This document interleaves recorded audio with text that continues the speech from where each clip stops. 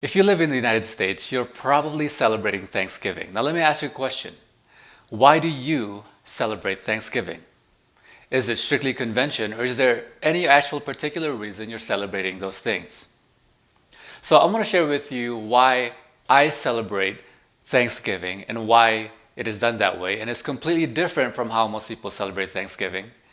And also, I want to go into a little bit more about the gratitude aspect, why I never practice gratitude and what I do replace it with.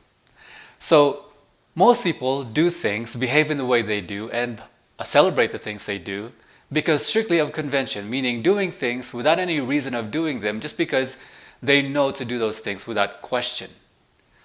Doing things without question. A lot of things, this is the things we revisit in the Great Relationship University, a lot of things that we do strictly because of convention. The tradition in the Western countries is that Thanksgiving was when the pilgrims traveled a long way and they met with the Indians, and the Indians celebrated with them with food, and they had a great feast, and they called it Thanksgiving.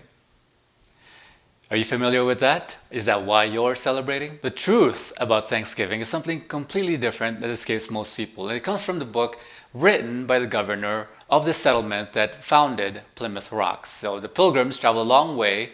There were a lot of deaths along the way, a lot of hardships. People were starving, and they came upon Plymouth Rock. They didn't meet the Indians at that time. And the governor decided on a socialism style of governance. So what he decided, what the community as a whole decided, was they're going to do a socialistic style of governance where they acquire all the resources. Everybody will pitch their work, and they will do their work, their part in the community, and they will pool together all of the resources they come up with, the food and the bounty from whatever work they've done, and they stored it in a storage area, and they will then distribute it into the community as a whole.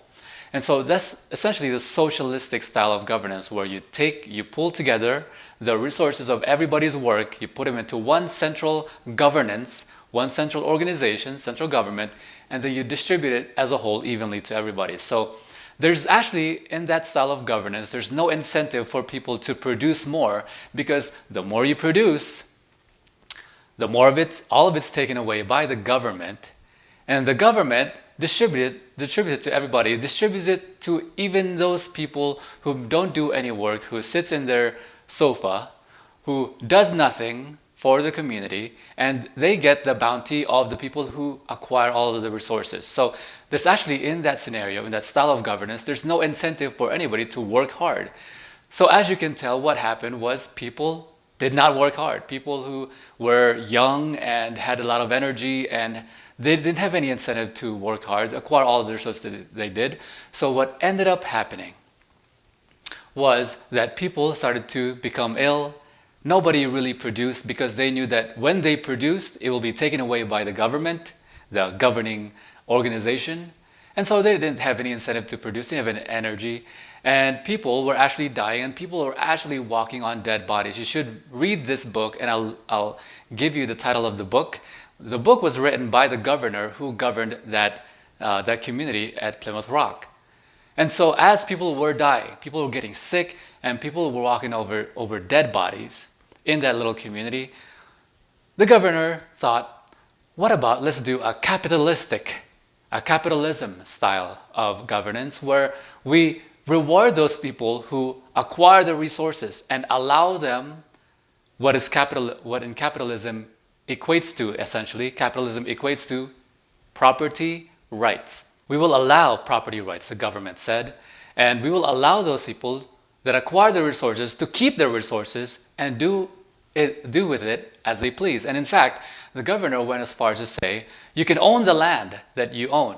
You actually own the land, the house, and whatever farm you build in that land, you can own it, and you can do with it as you please. You can reap the harvest of your own land and keep the resources, and then trade as you like and barter as you like with other people.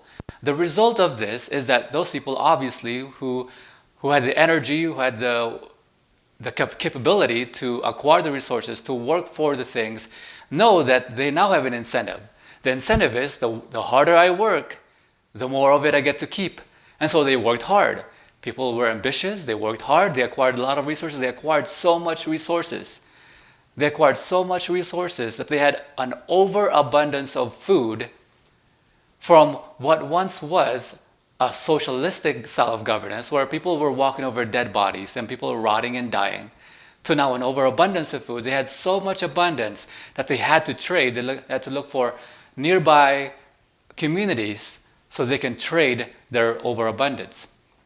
And so this was the feast that they call Thanksgiving. So let me now go over why I do not practice gratitude. Now most people practice gratitude and they say, oh, you gotta be grateful, you got to have gratitude, and you gotta be thankful. So let me give you my perspective on gratitude and I'll end it here. The reason why I don't practice gratitude is because gratitude came from the root word gratis. Gratis means to get something free, to get something for free, to get something whether or not you deserve it. You savvy? And so gratis, getting something for free, getting something whether or not you deserve it or you're worthy of it, is something that I do not practice. We humans, everything we do for a very selfish reason.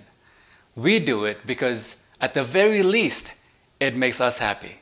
At the very least, it makes us feel good about us.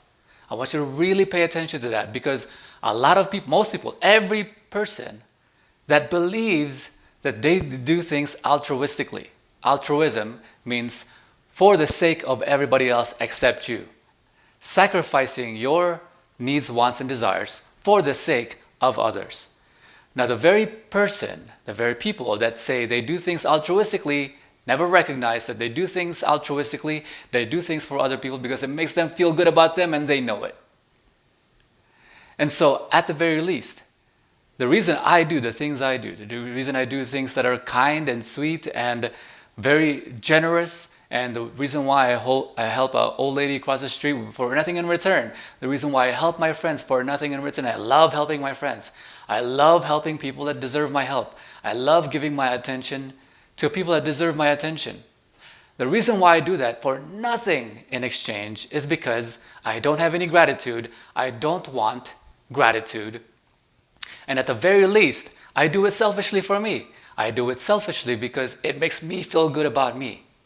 So when I help an old lady down the street and they say, how can I repay you? What can I do for you so I can pay you back? I say, no, don't pay me back. You don't have to pay me back. I just like you to appreciate what I've done and maybe pass it on. So let me give you an example why you wouldn't want to practice gratitude. Here's why. If I help enough of a friend needs help, and I help her enough times, and I help her so many times that at a certain point she feels gratitude towards me, and I don't want that burden. She feels gratitude towards me, and so she sleeps with me, not because she wanted to sleep with me, but because I've done so much good things for her, there's nothing else she can do but sleep with me. And I don't want that feeling. I don't want anything that I don't feel I'm worthy or I don't feel I deserve. So when someone says, how can I repay you? What can I do to return this favor? I will say, no, I don't want anything in return. Just appreciate what I've done. I don't practice gratitude, and just pass it on. I literally do things, nothing in return. And so when you're going out there and you're doing good deeds and quote unquote altruistic things, and you're doing good things and helping friends, like people you love, don't do it out of gratitude. Don't do it. Don't give them free things. Do it because it makes you feel good about you. It makes you feel good you didn't waste your time.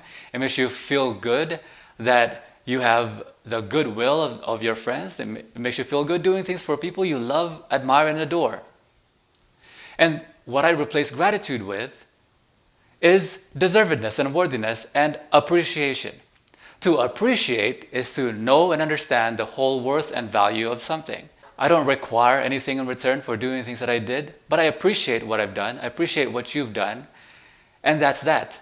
And so what I encourage you to do this Thanksgiving is find out what things in your life you appreciate. Really, truly grasp and understand the full value and the full worth of something what you have in your life. Know the full worth and the full value of your beloved. Understand the full worth and the full value of the acquisitions that you've had in your life and where you are in your life. Appreciate it, but don't have gratitude towards it.